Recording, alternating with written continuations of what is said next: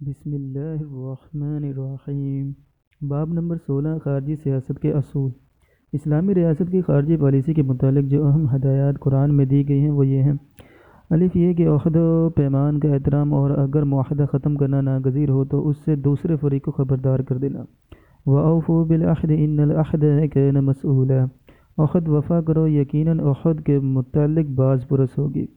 وَأَوْفُوا بِعَهْدِ اللَّهِ إِذَا عَاهَدتُّمْ وَلَا تَنقُضُوا الْأَيْمَانَ بَعْدَ تَوْكِيدِهَا وَلَا تَكُونُوا كَالَّتِي نَقَضَتْ غَزْلَهَا مِنْ بَعْدِ قُوَّةٍ أَنْكَاثًا تَتَّخِذُونَ أَيْمَانَكُمْ دَخَلًا بَيْنَكُمْ أَنْ تَكُونَ أُمَّةٌ هِيَ أَرْبَىٰ مِنْ أُمَّةٍ إِنَّمَا يَبْلُوكُمُ اللَّهُ بِهِ وَلَا يُبَيِّنَنَّ لَكُمْ يَوْمَ الْقِيَامَةِ مَا كُنْتُمْ فِيهِ تَخْتَلِفُونَ۔ اللہ کے عہد کو پورا کرو جب کہ تم معاہدہ کرو، اور قسمیں پختہ کر لینے کے بعد ان کو نہ توڑو، اور نہ ہو جو اس عورت کی طرح جس نے اپنے ہی محنت سے کاتا ہوا سود ٹکڑے ٹکڑے کر ڈالا، اور تم اپنی قسموں کو اپنے درمیان مکر و فریب کا ذریعہ نہ بناتے ہونا، تاکہ ایک قوم دوسری قوم سے زیادہ فائدہ حاصل کرے۔ اللہ اس چیز کے ذریعے سے تم کو آزمائش میں ڈالتا ہے، اور ضرور وہ قیامت کے روز تمہارے اختلافات کی حقیقت کھول دے گا۔ فَأَمَّا اسْتَقَامُوا لَكُمْ فَاسْتَقِيمُوا لَهُمْ إِنَّ اللَّهَ يُحِبُّ الْمُتَّقِينَ۔ جب تک دوسرے فریق کے لوگ تمہارے ساتھ عہد پر قائم رہیں تم بھی قائم رہو، یقیناً اللہ پرہیزگاروں کو پسند کرتا ہے۔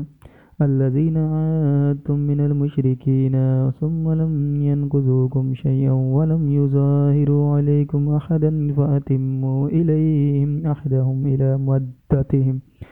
مشرکین میں سے جن لوگوں کے ساتھ تم نے معاہدہ کیا پھر انہوں نے تمہارے ساتھ وفا کرنے میں کوئی کمی نہ کی اور نہ تمہارے خلاف کسی کی مدد کی، تو ان کے عہد کو معاہدے کی مدت تک پورا کرو۔ وَإِنِ اسْتَنصَرُوكُمْ فِي الدِّينِ فَعَلَيْكُمُ النَّصْرُ إِلَّا عَلَىٰ قَوْمٍ بَيْنَكُمْ وَبَيْنَهُم مِّيثَاقٌ۔